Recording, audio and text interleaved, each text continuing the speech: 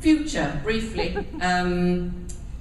Obviously, it's the hardware, I think, that's changing most rapidly at the moment, with everything going onto phones.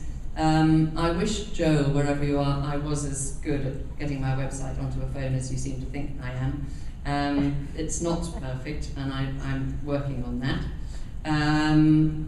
You know, the main thing, though, is this is called, what's it called, the Wine Bloggers Conference, and I'm sure the first few editions you felt as though the most important thing about this event was the word bloggers. But of course, the most important thing is wine. And there used to be this kind of bloggers v print media kind of holy war. Sometimes people would be quite rude to me because I still dabbled in the printed word. It was a bit like screwcats versus corks and all that sort of thing. Very boring, but people got very, very passionate about it.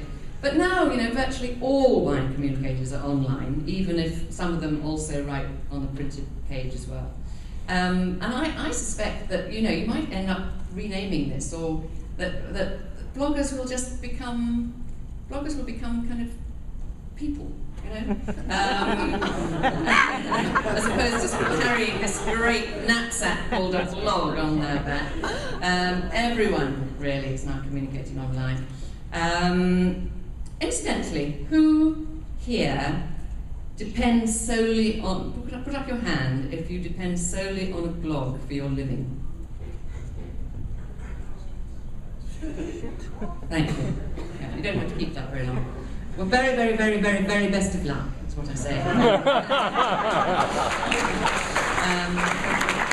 Because it is not easy, I know. I think that for many people here, you'll be hoping that your blogs are leading to other things, whether it's consultancies or special assignments. And I would, since I assume that if you have another way of earning a living, you know a lot about something else, I think it would be great if you brought the knowledge that you have of that something else to the world of wine, and applied it, and used that sort of expertise. You know, if you're a brilliant statistician, then tell us something about wine statistics, for instance, or lawyers, or something like that. But I do think the barriers are going to blur more and more between everyone who writes in whatever medium. But as I think we're all agreed, wine is the thing, and we all share the challenge of describing it, which I think is going to be Eric's speciality and what he's going to be talking about tomorrow, which I'm very much looking forward to listening to. But what we've got to realise is how lucky we are. I mean, we're writing about this delicious, very varied, global thing, made by people who, on the whole, are quite staggeringly interesting compared with the people that you meet in other walks of life. They're hospitable people, they've got stories, they tend to be original. What I particularly like, I wanted to say about this group, when I looked at the list of participants and compare it with the gender ratios of members of my site, where even you'd think if you're a woman interested in wine, my site might be one of the ones that you'd be more likely to go to.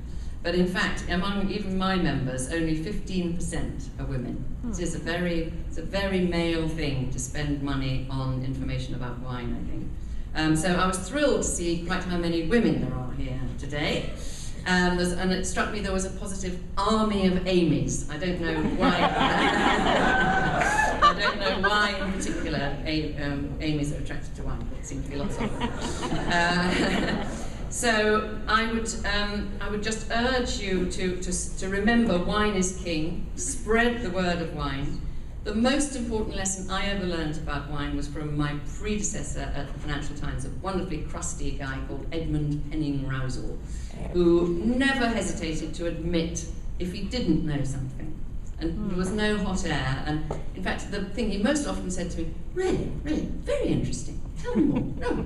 And I was a fraction of his age, you know, but he always kept learning. So I think humility is a very, very important quality in anyone writing about a subject as magical as wine. We never ever know it all, and we should never ever write as though we know it all. My final hope is that this multiplicity of voices that we now have about wine means that we no longer have, that we will no longer have just one or two voices telling people what to buy.